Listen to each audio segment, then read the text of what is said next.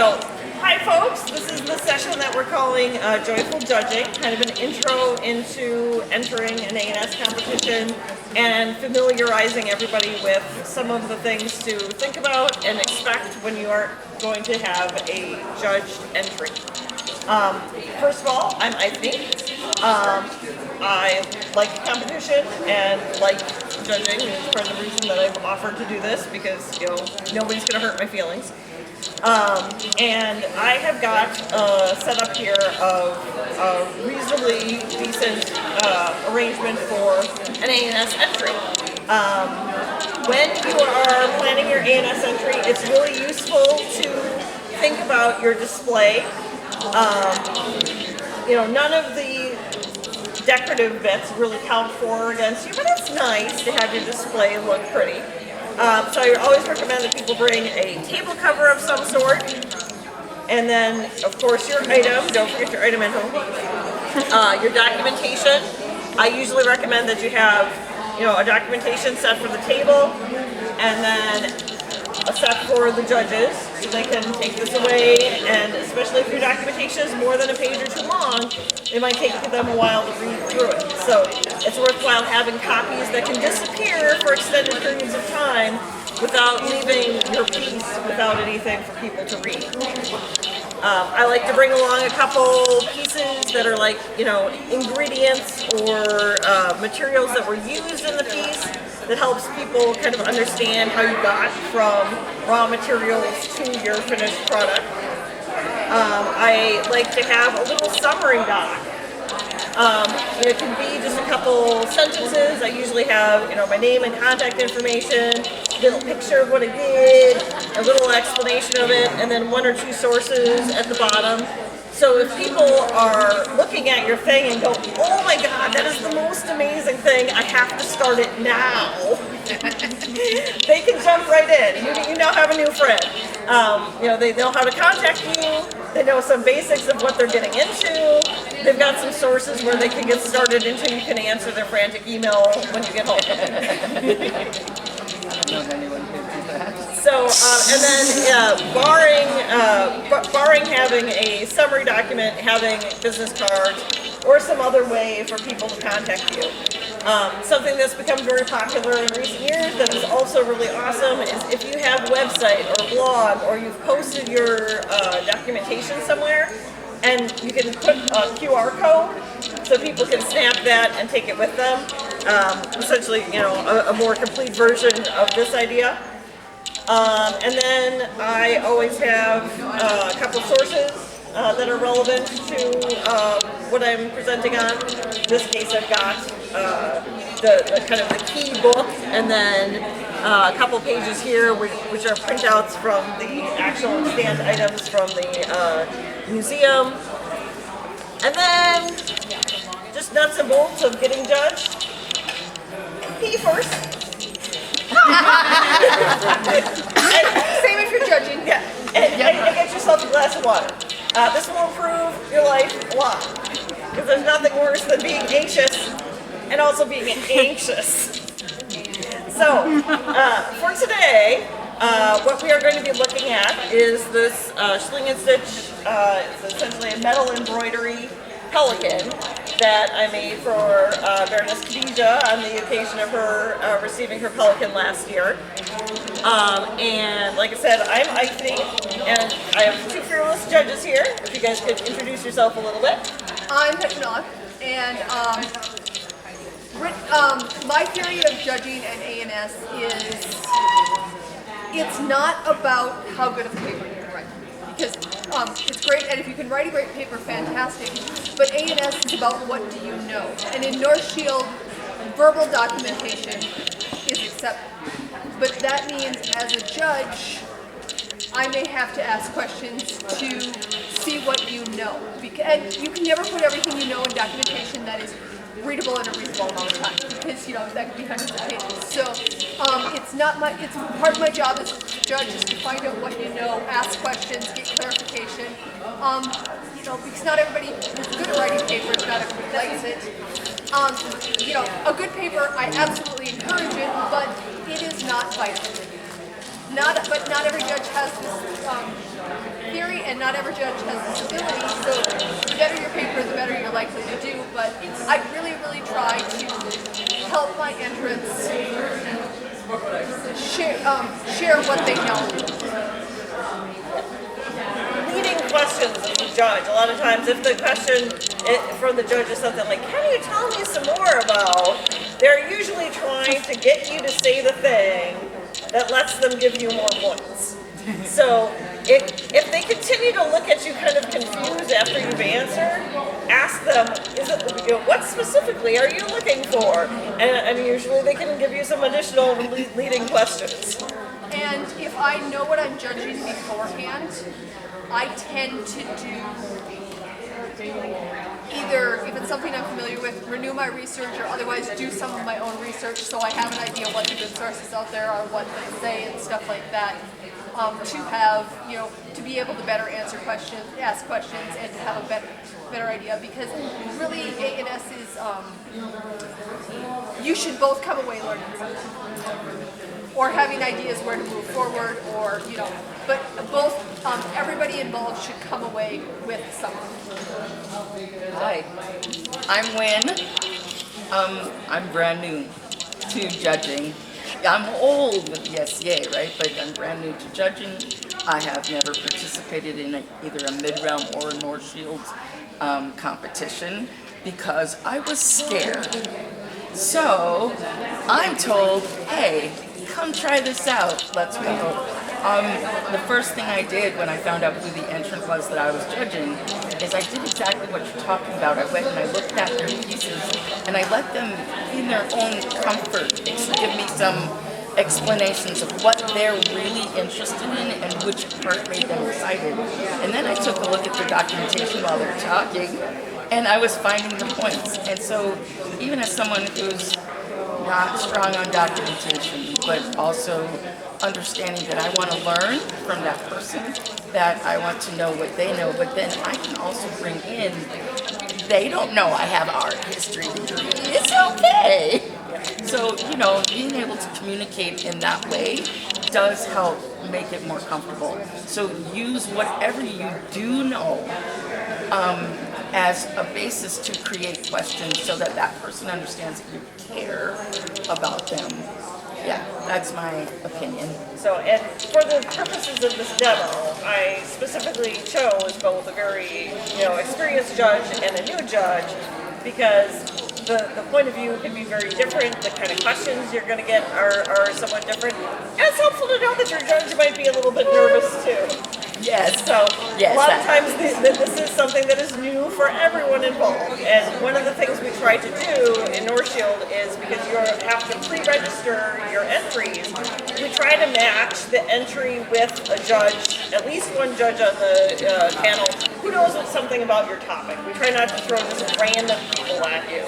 And we try never to throw, two brand new judges at somebody. We try to always pair up, a more established judge with somebody who's newer. That way you always have a balance in your judging team. We ended up with our one thing, we ended up with almost the exact same score, so I didn't have to get a talking to. So, anyway, if you ladies would like to start on what you would do in a normal judging for this sort of object. Okay, well, I always start introducing myself and asking, tell me a little bit about your project. Basically, to get it, to find out, and also it helps people relax. Because if you sit down and immediately start reading their documentation, you're sitting there watching somebody read your documentation. It's uncomfortable. So starting a conversation and just, I don't need a deep dive. I need, 4 or 5, I want a few sentences. So that's how I would start and say, can you tell me about this project? And if you start that way, it's a good icebreaker. You're asking them to tell you the things they know. Yeah. You say, well, hi, I'm Icy. I know that. This is my project that I've spent a ton of time on. I know all about this. It gets everybody at ease and breaks, kind of breaks the ice. So what I have here is an example of sling and stitch, which is a embroidery technique from Burka. Burka was a Viking Age trading center from the 9th and 10th centuries. We have several examples like this, mostly of stags or other four-legged animals. But because I wanted to do something for Khadijah's pelican, I looked at different examples of early art, Viking and Anglo-Saxon, for examples of birds, and adapted that to the right kind of style of art, and then used the sling and stitch technique to embroider a pelican in its beak. It's made out of silk fabric, silver wires, and then little flakes of mica and a little chip of red glass. Wonderful. It looks really pretty at first glance. And then at this point, I would start reading through documentation. And the easiest way to write documentation is get the rubric and use the rubric as a guide for your documentation. And that means if you're doing it here, your documentation might look a little different, like say you're entering all towards A&S. That's a slightly different rubric, but that way you can hit all the points. So, I mean, not necessarily numerical points, but hit all the places they want you to. And if anyone is interested, my website, I've got icme.com/research. I've got both techniques for doing research, some checklists for documentation, and then also some documentation templates, where it's literally, put this thing here, and put that thing there, and put a picture over here. And so you can just fill it in, and it will hit the majority of, topics that you're going to want to see. It is worthwhile double checking against the rubric, but if you're nervous about, not knowing where to start, it's a Great. Yeah, it's a plug and play sort of thing, so you can get started really easily. So I had the advantage of judging this last year. So I've read the documentation. So My turn. Yeah. You talk. Thank you. so And we're supposed to just kind of give it just like a little read through. You're not supposed to read every single, give yourself a little bit of understanding and grace to just kind of, graze? Ideally, if you have access to the documentation in advance, like I said, I always have copies for the judges to take away during the day. Ideally, your judges have the chance to read it through in advance. If you're submitting something that is an extensive paper, like I often tend to write because it's my jam, I try to make sure that my judges get it in advance, like a week or so in advance, so that they're not sitting there, trying to cram, through 15 pages in the 15 minutes before they're supposed to be judging me. It's not fair to me, not fair to them. Rules about that vary depending on the competition that you're in. But Northshield research projects, we generally ask for them to be submitted in advance for that reason. So people do have that time to actually look very closely at what you're doing. And so I'm the person that reads all the documentation. And if I don't get it in advance, and it's like 20 pages, what I will do if there's extra copies, I will ask and take it somewhere else. So they don't have to stare at me while I read it. And then come back. Make it more comfortable. Yeah. And so once I've read all the documentation, and like I said, to me this is a conversation, so I start with the rubric and I go through this, and I always ask, background information is the first thing on this rubric. It's up to 10 points. Each item is worth 1 point. References 5 sources used consistently, use secondary scholarly sources. And I read through it and I say, so where do you think you are? What have you done? And if there's, So for the research portion, I tend to score fairly well because, again, that's my jam. Right. I have to look at this. there's references, context. She hit all the context things in her verbal thing. And there are more than 5 in the book and from what she was talking about. And then materials used to use it, discussions of materials and period items, and how things vary from period items. And this is an important thing is some materials aren't available anymore. Some materials are unusable, like poisonous things we don't use. And some things are just out of a person's budget. All those are valid reasons for substitution. Tell us what you substitute and why. And why it is appropriate. Right. Because my ridiculous example is always, silk is expensive. Substituting tissue paper for silk is less expensive, but that's not an appropriate substitution. So if you're going to substitute something, what properties about it make it appropriate? Does it have a similar hand? Does it have a similar weight? The drape, the color? Why has this been chosen as an adequate substitute? There's one person here actually today who had an amazing little chart explaining what it would have been in theory for each aspect, and then what the substitutions were. No, because I was poor, had to come out. It was just literally what it was supposed to be and what it became. And being able to ask direct questions once we've seen that, that was really, really helpful. And also you could say, if you're substituting cotton embroidery floss for silk embroidery floss, embroidery floss, but you can say, okay, cotton is slightly stiffer, or, so to say you understand the difference in materials, because it may not be, some things are better substitutions than others, so, what the differences are and why. Yeah, and if you're trying to make a substitution, a lot of times it's useful to give 2 or 3 examples of I consider using X, Y, or Z, and this is why Z was the best choice. And that came up as verbal documentation, and it made that person feel understood according to them, because I asked.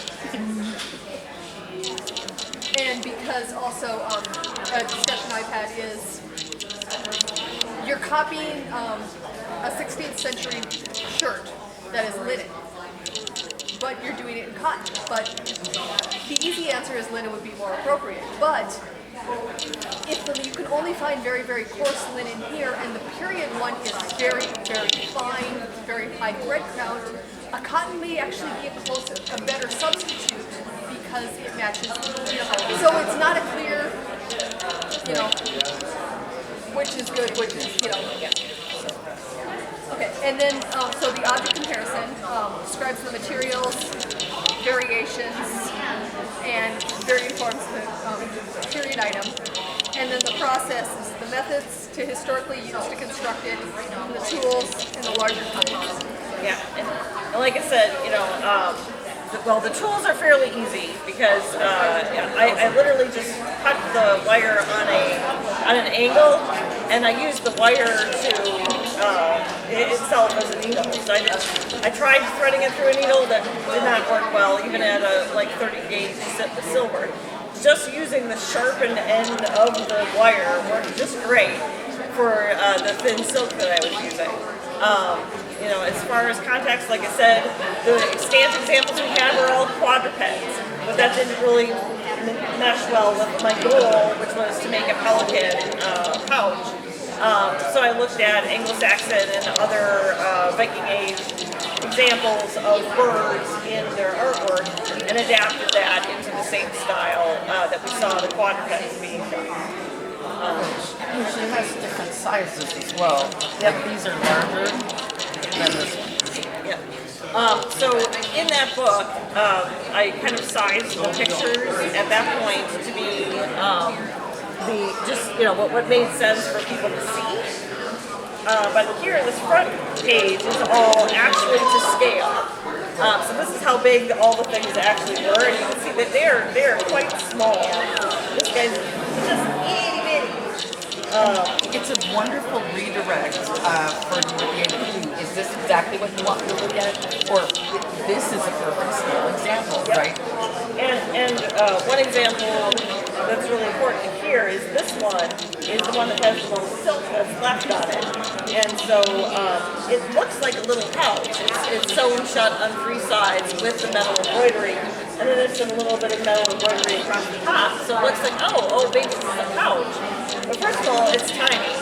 And second of all, this probably obviously got preserved because this is the part that has or some other sort of sash, some sort of narrow wear of silk, and this part did not survive. So while I've kind of used that pouch type shape, I understand that that's probably not what this was. That's meeting the goal of my entry, and you can see that I tried to keep it roughly the same size as the deer. I made it a little bit bigger because I made the pouch a little bit bigger. The idea was that this was to be able to hold like pelican and other peerage type amulets and insignia. So I tried to keep the scale roughly similar while still making it a useful item. So after I've gone through this, I will, ask what she thinks. I will say what my score is, and then I will discuss it. And and this is the point where I can, ask, be asking questions through this. If she hadn't said, what the process was, what she tried and stuff like that, I'd be asking those type of questions to get that information. And it was really easy for the other judge to say, I'm right about here with it. How does that look to you? And then we ended up having almost the same score because we're kind of gently talking about where we think we're at with the judge. And that's a chance for the entrant to pipe up with, well, Yes. I think you missed my information about X, Y, or Z. Yes. Don't feel like once they said, I feel like this, that's final. Because we did, right immediately after. Is there anything else that you can say, talk about this part, right? To try and give them that extra, because people deserve that opportunity. Yep. So it's meant to be a conversation between the judges and between the judges and the entrant. So feel free to offer things. And again, we take verbal documentation. So if you can provide it, it can count. So then the next section is materials, and it's up to 6 points. And this one's divided. Now the first one was 1 point per item, and they had 10 items. This one has a 1 point, 2 point, 4 point, 5, and 6 point credit. So, list the materials is the first point. Second point is deviations. 3 points is the effects of deviations or substitutions. And on the construction, and then on the function. And then 5 and 6 are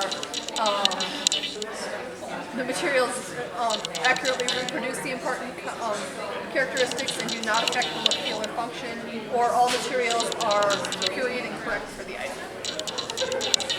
So I chose this particular silk because it was a dark blue, and the recipient was from Northshield.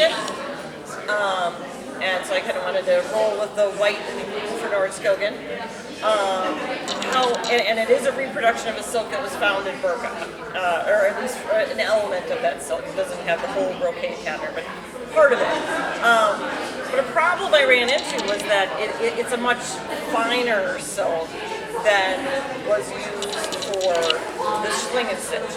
This very thin tissue silk was used with postman work tacked on top. And it was a slightly heavier silk that they used when they were doing the embroidery through it. So it gave me some challenges, and I think in future I would need to either use a heavier silk that would better support the embroidery, or line it in some way, like put a supporting silk underneath.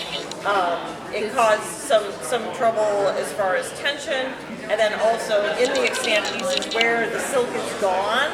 If you flip it over and look at the back side, there are all these little circles on the back side where you can see it used to be going around the silk. And I remember a couple of those moments as really helpful. Yeah, so I literally had to use like a needle to support it as it was getting pulled tight to the other side. Otherwise, it would pull right through the silk. So, not fun. And, as you go through, these are not clear categories. Yeah. There's overlap because, the next thing is manufacturer, so things are not necessarily discrete, and you may end up discussing things in one place or the other or find they fit better. So going back is not, and So this one is 8 points, and it has the same thing: 1 and 2 points, 3, 4, 5, 6, 7, and 8. And the basic methods and tools, the plan for greater detail in construction and how they use the tools, explains all the details of construction from drafting to finishing, compared how tools use modern versus period, and 7 and 8 discusses specific development of any processes or advanced skills, and discusses knowledge gained such as improvements or changes that could refine the type of project period. So Eichmann just said, the silk, being much thinner and finer than period, so that's, that's the 8th one. That would be. Yeah. And I could also talk about, like, I didn't draw the wire. They do have good draw plates from Burka and other Viking Age contexts. I could theoretically have drawn the wire, and I did not, mostly because I got lucky and found some that was fine enough. Well, and didn't you say that you played with non-silver wire too when it was a disaster? Yes. So this was a lesson in sometimes practicing with cheap materials is great because you learn things and you can move on. And sometimes practicing with cheap materials is a disaster. And your life will get much better if you are actually using quality materials while you are trying to develop your skills, because I discovered that this technique involves a lot of very fine twists. I had to do 3 twists and then a stitch every 2 millimeters, and doing that with a copper cord wire was awful because it would work harden almost immediately. And so my first couple attempts at this were very sad. I had a very bad time of it. I do not recommend it. So even though I'm using actual fine silver in this project, it's what made it possible. And another thing is that it uses very little because you have such a very thin, fine wire. I ended up only using about 12 feet of silver wire for the whole project. So it didn't end up being that prohibitively expensive, even using the good stuff.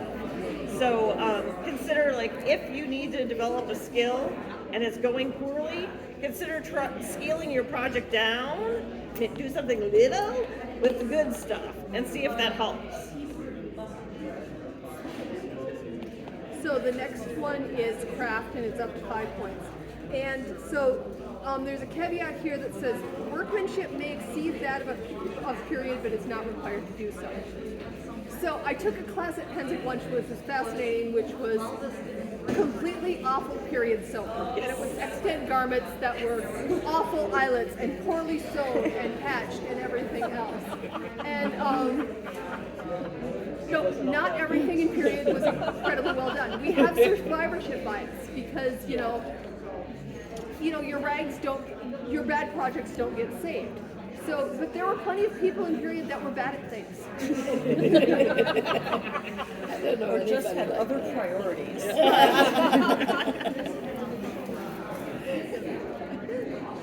So, the one is the entry item is incomplete or falling apart. 2 is it's complete but has structural issues that will impair its use. 3, it's structurally sound but has unexplained flaws or inconsistencies that may limit its expected lifespan. 4, it's structurally sound and entry discusses any flaws or inconsistencies and how they will be remembered in the future. And 5 is structurally sound, consistent, and durable for its expected full lifespan. And another, I have a Savin roller chair. The back cracked on it. Place, and look, I've seen a lot of extant chairs now that have a crack in the same spot. So you can produce a period item and produce it exactly like somebody, and it's a flaw, it's a design flaw. Yep. But at that point, you're doing a really good job of reproduction. Yeah. You even reproduce the flaw. Yes. Yep. So for this particular project, this one is hard to say, because it's not, it's not something that's really going to take wear per se. So deciding how sound, the stitches are even, it's not falling apart, but it's not necessarily something that's, Yeah. you know, It's something to be put in a jewelry box with your Right. pretty things in it. It's not going to see a hard life. right. Right. So I'd probably look at this like, are her stitches consistent? And stuff like that rather than, rather than structural necessarily. And it's perfect for that kind of an item. Right, yes. Because it's not meant to be cold and jelly. Right. Yeah. And the next category is aesthetic, and it's 5 points. And this is just applying to the entry, no penalty for non-period equipment. So if you machine sew something, there's no penalty in this. It's how does it look as a finished project. And a lot of times, like, if you use a tool that leaves a mark, but you like sand it off, or somehow it's no longer evident in the final product, you can get away with a lot more because like the finished thing bears no marks of your process.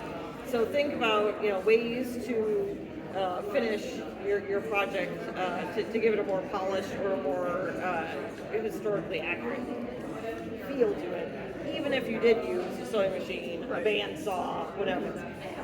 Yes. In the case of sewing, internal seams, I will absolutely use a machine. A hem I will not, because a hem you will absolutely see. It will change. It changes how it lays. It changes, how it looks. So. Especially like around your face and around your hands. Those are the parts that people are most going to see. So those are places to focus your energy if you've got to focus. Yeah. And so the first one is the entry is entirely modern appearance as compared to the period item. The second one is some modern materials or methods are visible in instruction. 3 is effectively concealed all evidence of non-period elements. 4 is appearance is generally consistent with relevant surviving period examples. And 5 is entirely consistent with examples from period. So this is where we get into the linen versus cotton. Because if you are recreating something that's a very, very sheer linen and period, but you're doing it with coarse linen, you're losing some of the aesthetic. Whereas if you choose a sheer cotton, aesthetically it may be closer. And for me, I'm looking at this here, even the closure, and it feels like finger braiding. Is that accurate? I think it's just braiding. Just braiding. Yeah, it might have been whipcording. I don't remember what I did with it, but it's from linen thread that I just braided. Awesome. So you didn't purchase that part of the item. You actually made it yourself. Thank you. That's how I do it. And like, for aesthetic, they might have some comments about like, well, it's a little bit bigger than the period examples, or we don't have any actual examples of this being used on a pouch. I talked a little bit about like how I got there, but we don't actually have any extant examples of it being used in that way. So, depending on how the judges interpret that, I might or might not, get points for that. Just because it's a little bit of an SCA interpretation as opposed to a purely historical product. But also in the case of this, there is no real context for it. So otherwise, you're just going to have this little piece of metal you carry around. There's no context for how it was really used. So, sometimes you do have to fill in the blanks. Yeah, because the other 2 examples, the silk is gone either entirely or there's just a tiny little snib. So we don't even really know what it would have been attached to other than that tiny little sample of silk. And the final piece is complexity, up to 6 points. 1 point is a one-piece item of a single forgiving material, required minimal research, and item required little time to make. 2 is a one-piece item, more basic skills, basic research, some construction time. 3 is more than one component, more than one material, required of entrance to learn specific skills or substantial amount of construction time. 4 is significant research and or some experimentation in order to understand and develop historic methods and processes. 5 is extensive research to inform the project, many primary sources, translation from foreign languages, etc., and or extensive experimentation in order to understand and develop historical methods and processes. And this one is a little bit nebulous because, how much time do you spend researching? Well, all your research builds on your other research. So if you already have a really good background in this, like you do, it's not necessarily, if you moving into this from Postmates is way different than me moving into this. Yeah. So yeah, I do something very similar, and even the gold stag example, you see a little bit of the Postman wire that I usually use with the spiral wire at the bottom. And so I was familiar with these, but it's a new technique because it's the embroidery as opposed to the knotting. The other sort is like mostly braiding type activities. And as far as recreation, there have been 2 other people that I could find that tried this. One of whom was the author of Burka 3, and she had a poor time of it, and literally says that she couldn't get it to work because her materials weren't good enough. So I think she was trying to use copper wire too. I think she made the same mistake and then gave up. And then somebody else who made it like huge and made it go, but not in a great way. So it's kind of a new technique that folks haven't really done before. And it did involve a bunch of translation because Burka 3 is all in German. I want to put in a plug. Translation apps are not perfect, but they're getting better and better. Personally, I use DeepL, DEEPL, and they actually are pretty good. And you can train yours, like if you're doing something that's super specialty, you can tell it, no, when it says this is what it means. Because, if you're doing something, like it likes, anytime it gets to tablet weaving, it calls it brick band. And I get how it gets there. Tablet weaving, brick band, but you can teach it some of your specialty terms. I would also like to put in a plug that good research doesn't have to be just for people with like a ton of money to spend on books or access to an academic library. One of my challenges to myself in this particular project was I did not use anything that was not freely available. So if it was a source that was behind a paywall, off the table. So everything that I used for this research paper and this entry was all stuff that was available, on online journals.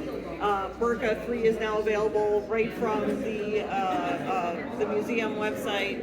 All these sorts of things. As more and more, and like all the pictures of the actual extant items, as more and more stuff gets put online, especially by the museums that own the actual items, it becomes much easier to do things even if you don't have access to those sorts of resources.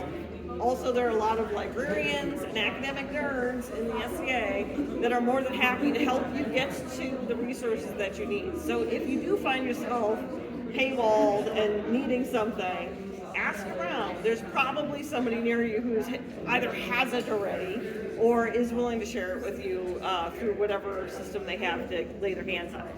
I wasn't quick enough. What was the name of the translator app you recommend? DeepL. So Deep, DEEPL. Right. And then I would like to piggyback on that, something that she taught me that not everybody knows. Google Scholar, you take that website, pop that in there, it will help you cite it. You just tell it which kind of citing you want it to do. Yeah. Because then you can immediately have your stuff before you even start your project. And then you don't have to worry about it as much until after you've done the experiments and all of that. What I would have wanted to see would have been the copy mess. Like I would have loved to see that. I smashed it, threw it away. And that is also a valid response. Super mad. Super mad. Yeah, so like I love writing research papers. Research and documentation, all that, that's all my jam. And I hate writing bibliographies. It's the worst thing in the entire world. So yeah, the Google Scholar, if you go to site, there's a little button, you just search whatever you're using for your entry, and it hits the little site link, and it pops up in 5 different formats to use for your bibliography. Northshield does not require any particular format. As long as we can figure out what you're looking at, it doesn't matter what citation format you use. We just need to see citations like in your documentation so we can say, okay, they said this thing and this is where it came from. And then when we get to the bibliography, go, okay, so this is the book that they're looking at. Let me go find that source. As long as we can see what you're up to, the format doesn't matter. But I love Chicago style. Google Scholar does transfer it into Google, into Chicago style. And Chicago style also has an online style guide. So if you want to be, pedantic about exactly how it's laid out, they're an excellent source because it's, again, not paywalled or anything. You can see examples of it, and it's a fairly intuitive system as to some of the more complex citation systems. Yeah, and there's Google Scholar's one. There is a bunch of different bibliographer creators. Yes. I personally use EasyBib because I've been using it for years, and as I get a new research book, I throw it in there. So when I need to do a bibliography, I can just go click, click, click, click, click, and it's incredibly useful for those of us who learned to do bibliographies when websites weren't a thing. And there's all these new things to cite that were not a thing. So blogs and it will cite Twitter if you need it to, or whatever, all these other ways to do it. And that's just going to keep changing. So there's tools out there that just pop it out for you in whatever style you want, and has all the punctuation, and they'll alphabetize it, and it'll do all the things. But again, as long as we can figure it out, that's good enough. If you don't want to buck into that, you don't have to. And then I write comments in the, this is what you did, and if there's any, I'd like to include, as part of it, sometimes suggestions for where, you did really good here, this would take it a little further. Do you mind if I use you as an example? I had the honor of judging Celestria's cup slash and amazing thing. And one of the suggestions was have some period tools on her table, just to, because you get 3 points judge's discretion, and you can use that to, use points for display. Like Anya's got a display over there of the knitted socks, and she has all her different iterations of gauge and materials and stuff like that, and of how she got there. And that's not necessarily covered in the documentation points, but it's a great thing as a teaching tool. So, or sometimes, especially we discuss it, these are ways you can take this further or do better. And I like to write that down because a lot happens when being judged. And you might not remember all this because, your energy is up, their energy is up, you've talked to a lot of people. To give the person you're judging a good reference and notes to go back to look at. When the judging is done, they'll total up the score. The scores go to the head judge, everything. We've got a little time usually at the end to discuss the final score, make sure everything feels good. If something doesn't feel good, it doesn't really matter what it is. If you feel like the score wasn't fair, if you feel your judge was mean, if you feel like something important was missed, or there was something that didn't go well, tell the head head judge right away. Don't let it be 3 weeks later when your friend who's listened to you cry about it tries to tell somebody about it, and then it gets back to the head judge. There's very little we can do about that, separated in time and space. So it's a much better opportunity to just like go talk to the head judge and say, hey, I've got some concerns about how this happened. Can we talk about it? They will be happy to talk to you about it and hopefully get things clarified and resolved at the event or very shortly thereafter. If you are feeling like, upset about it, you can bring a support person with you to do this. You can bring an additional support person with you when you're talking with the judge themselves. If you want, I will come with you and be your support person. There's lots of people who are very happy to work with you to make sure that this is a good experience. Like Petronella said earlier, we want everyone to go away having learned or gained something from the experience. So if you leave and you feel icky about it, somebody hasn't done their job. But we need to know. We can't read your minds. We need your help, and you need to speak up and let us know that something has gone wrong, and then we will help you to try to make it right. Okay? That doesn't happen real often, but I don't want it to happen to any of you. But I want you to know that is a completely valid and supported thing. That if you feel you need to have that follow-up conversation, we will have it with you. And, we will have it with the judge, the head judge, whoever needs to be involved to get it resolved so that this is a useful experience for you. I think we did something really fun. I liked what Pharrell did. I would want it to happen that way. As we went through each part, we literally talked about where they feel like they also land on the rubric. So when we came to a number, all three of us were involved. All three of us were in agreement. If that person had said, wait, you don't understand, I said this, I got that, or here, let me pull this out, because I forgot to put it on the table, that was such an open, positive conversation, I feel.